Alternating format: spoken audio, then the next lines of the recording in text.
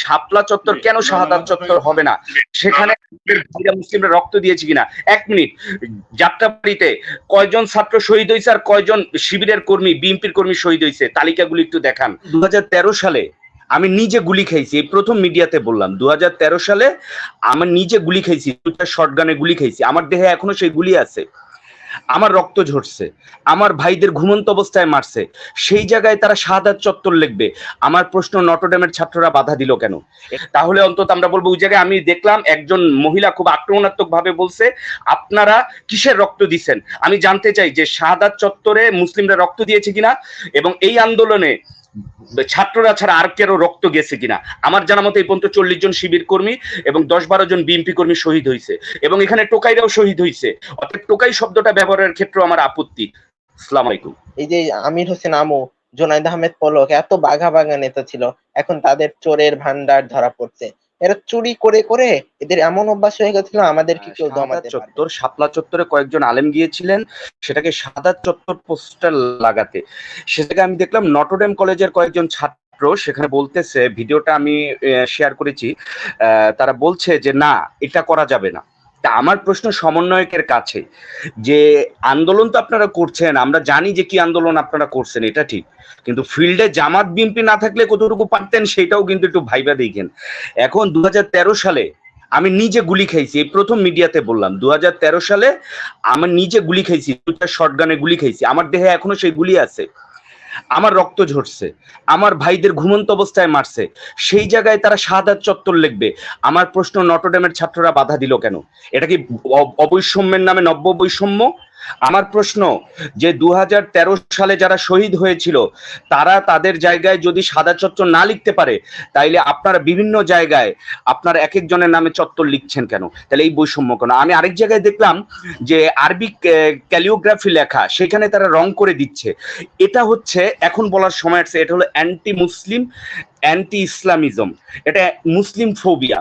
আমি মনে করি যে এই আন্দোলন, গণ আন্দোলনের মাঝে কিছু অ্যান্টি মুসলিম লোক ঢুকে শেষ মুহূর্তে আন্দোলনে নিজেদের ক্রেডিটটা নিয়ে এখন ভবিষ্যতে এই আন্দোলনকে ম্যানিপুলেট করে নিঃস্বার্থে মুসলিম বিরোধী স্বার্থে ব্যবহার করতে পারে। আমি একটা তারেক ভাইয়ের কাছে একটা কথা বলবো, যে এই বিষয়টা একটু জোর দিবেন দয়া করে। যেমন রিপাবলিক বাংলা একটা টেলিভিশন খুব মাতামাতি করতেছে হিন্দু নির্যাতন, হিন্দু নির্যাতন। আপনি দেখবেন যে রিপাবলিক বাংলার পরে ইন্ডিয়ার যে স্যাফরন টেরর নিউজগুলো আছে সেখানে কয়েকটা শব্দ বলে, জিহাদি, মৌলবাদী, জঙ্গি, পরাজিত শক্তি। তা আমার কথা হচ্ছে, what is the definition of জিহাদি, what is the definition of মৌলবাদী, র্যাডিক্যালিজম, ফান্ডামেন্টালিজম? এটা হচ্ছে, এটা আমি বলি, সরাসরি বলি, এটা হলো 1947-এর পরাজিত শক্তি। যেমন আপনি যে রবি ঠাকুরের দেখেন উপন্যাসগুলো, সে জায়গায় বিভিন্ন জায়গায় আছে, যেমন রীতিমতো নোবেল, সে জায়গায় তারা বিভিন্ন সময় বলছে ম্লেচ্ছ জবন, অর্থাৎ ওই যে ব্রিটিশ আমলে ব্রাহ্মণরা বা জমিদাররা, হিন্দু জমিদাররা মুসলিমদের দেখলেই বলতো ম্লেচ্ছ জবন, নিচু জাত, ছায়া মারানো যাবে না। সেই টেন্ডেন্সিটা কিন্তু তাদের মাঝে এখনো রয়েছে। 47-এর পরাজয় তারা মানতে পারেনি, if you go through history, তারা এটা মানতে পারে। এখন কিন্তু তারা সেটা বলতে পারে না, এখন তারা বলে স্বাধীনতা বিরোধী, মৌলবাদী, জঙ্গিবাদী, রাজাকার, এইটা ওইটা বলে মুসলিমদেরকে হ্যামারেজ করে, হিমলেট করে।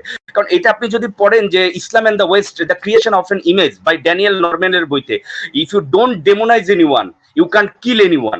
আপনাকে ক্রুসেড, ফার্স্ট ক্রুসেডের আগে, স্প্যানিশ ইনকুইশনের আগে মুসলিমদেরকে আগে ডেমোনাইজ করা হয়েছে। ডেমোনাইজ না করলে আপনি কাউকে হত্যা করতে পারেন না। যেমন এই ছাত্রদেরকে হত্যা করছে, শহীদ আবু সাইদকে বলছে সে এডিক্টেড, সে সন্ত্রাসী। পরে যখন ভিডিওতে জনগণের সামনে সবকিছু এক্সপোজ হয়েছে, এটা পারে নাই। অর্থাৎ লিগালাইজেশনের জন্য ডেমোনাইজেশন প্রয়োজন। এখন এই শব্দগুলোর ব্যবহার কবে বন্ধ হবে? আমাদের ছাত্রদেরকে তারা বলতেছে আর্মি, যে কেন তাদেরকে গুলি করতেছে না, এই দুঃসাহস তারা পায় কোথা থেকে? আমার প্রশ্ন, বাংলাদেশের অভ্যন্তরীণ বিষয়ে ভারতের এত নাক গলানোর কি আছে? বাংলাদেশ কি আদৌ স্বাধীন হয়েছে মিস্টার তারেক ভাই? আমি মনে করি না বাংলাদেশ স্বাধীন হয়েছে। বাংলাদেশের আগে ছিল ভারতীয় আধিপত্য, এখন আসছে পশ্চিমা আধিপত্য। আমরা বাঙালিরা কখনোই স্বাধীন হয়নি। আর আমার এই প্রশ্নটা রয়ে গেল সমন্বয়কদের কাছে, যে শাপলা চত্বর কেন শাহাদাত চত্বর হবে না? সেখানে মুসলিমরা রক্ত দিয়েছে কিনা? 1 মিনিট, যাত্রাবাড়িতে কয়জন ছাত্র শহীদ হয়েছে আর কয়জন শিবিরের কর্মী, বিএনপির কর্মী শহীদ হয়েছে, তালিকাগুলি একটু দেখান।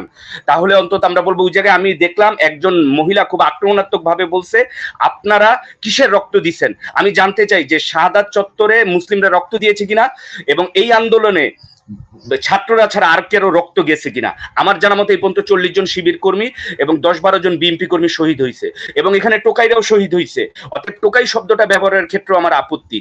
আসসালামু আলাইকুম। আসসালামু আলাইকুম। শুরুতেই অভিনন্দন জানাই গণ অধিকার পরিষদের তারেক সাহেব এবং উপাধ্যক্ষ নুরুজ্জামান হীরা সাহেবকে।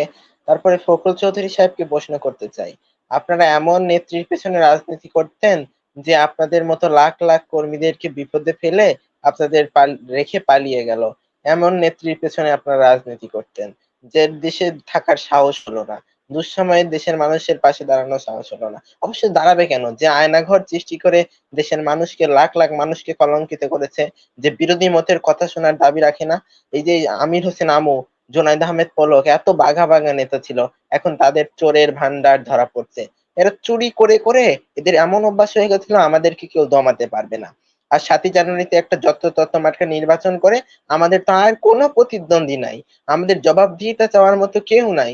তা আমরা যা খুশি তাই করি, কোনো অসুবিধা নাই। এই যাই খুশি তাই করির পতন হয়েছে। এবার আমরা নতুন সরকার গঠন করেছি, কিন্তু নতুন সরকার প্রথমেই আমাদের কিছু আলোচনা সমালোচনার জন্ম দিচ্ছে। তাদের শপথ গ্রহণের সময় ছিল ৮টার সময়, তারা শপথ শুরু করলো ৯:৩০টার সময়। এত দেরি করলো কেন, কি কারণে? তাদের একটা দেরি করার মাধ্যমে এমন একটা প্রশ্নের জন্ম দিয়েছে। তারপরে তারা কতটুকু সফল হবে, কারণ রাষ্ট্রপতি শাহাবুদ্দিন আহমেদ চুপ্পু, সে আওয়ামী লীগের মনোনীত সাবেক ছাত্রলীগ নেতা এবং আওয়ামী লীগের পদলেহনকারী। তাহলে এই পদলেহনকারীদের রেখে আমরা আমাদের এই অভ্যুত্থানকে কতটুকু সফল করতে পারবো? জেনারেল ওয়াকার সাহেব, তিনিও শেখ হাসিনার আত্মীয়। তাহলে একটা স্বৈরাচারকে আমরা পতন করেছি, কিন্তু এই স্বৈরাচারের গোষ্ঠী শুদ্ধ গোড়া শুদ্ধ উপড়ে ফেলতে না পারলে আমরা এই অভ্যুত্থানকে সফল করতে পারবো না। আর আমরা স্বৈরাচারের বিদায় চেয়েছি ঠিকই, কিন্তু স্বৈরাচারের বিদায় করে কিন্তু যেগুলা বর্তমানে পরিস্থিতি তৈরি হচ্ছে, এরকম পরিস্থিতি কিন্তু আমরা চাইনি।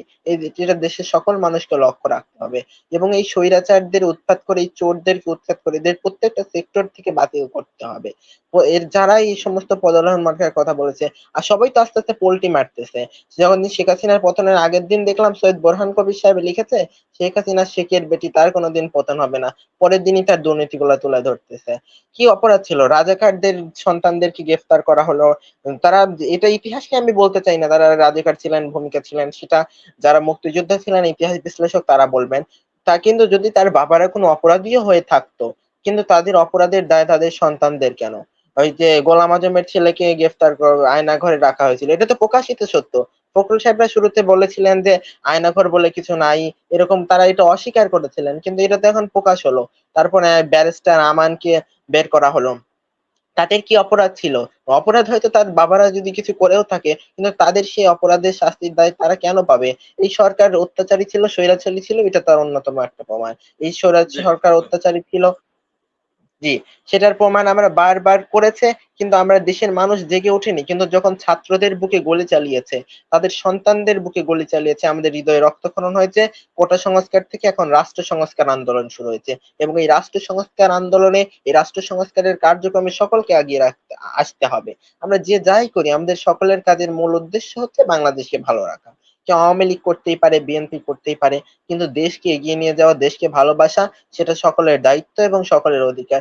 কিন্তু সেই জন্য আপনারা ক্ষমতায় গেছেন জন্যই চুরি করবেন, লাখ লাখ টাকার আয়না চুরি করে ঘরের পেছনে লুকিয়ে রাখবেন, ৫০ লাখ টাকা সরকার ধন্যবাদ পতনের মুক্তাসির, পরের আমরা দিনই একটু আপনার বাড়ি শেষ থেকে করতে বের হবে। হবে। জি, জি, জি, ধন্যবাদ মাননীয় স্পিকার। ধন্যবাদ। একটু ধন্যবাদ, আমি একটু শেষ করি। তো এরকম সরকার তো আমরা চাইনি, আর নতুন করে এরকম কাউকে আমরা দেখতে চাই না। ছাত্রদের, আওয়ামী লীগের বিকল্প হিসাবে কিন্তু জনগণ এখন বিএনপি কে চায় না, এবং আওয়ামী লীগের বিকল্প হিসাবে, বিএনপির বিকল্প হিসাবে জনগণ ছাত্রদের ঐক্যপূর্ণ, ছাত্রদের একটা দল চায়, এবং আশা করি ছাত্ররা, সমন্বয়কারীরা এটা ভেবে দেশের মানুষকে এর আশানুরূপ ফলাফল দিতে সক্ষম হবে। সকলকে ধন্যবাদ। আল্লাহ হাফেজ। ধন্যবাদ।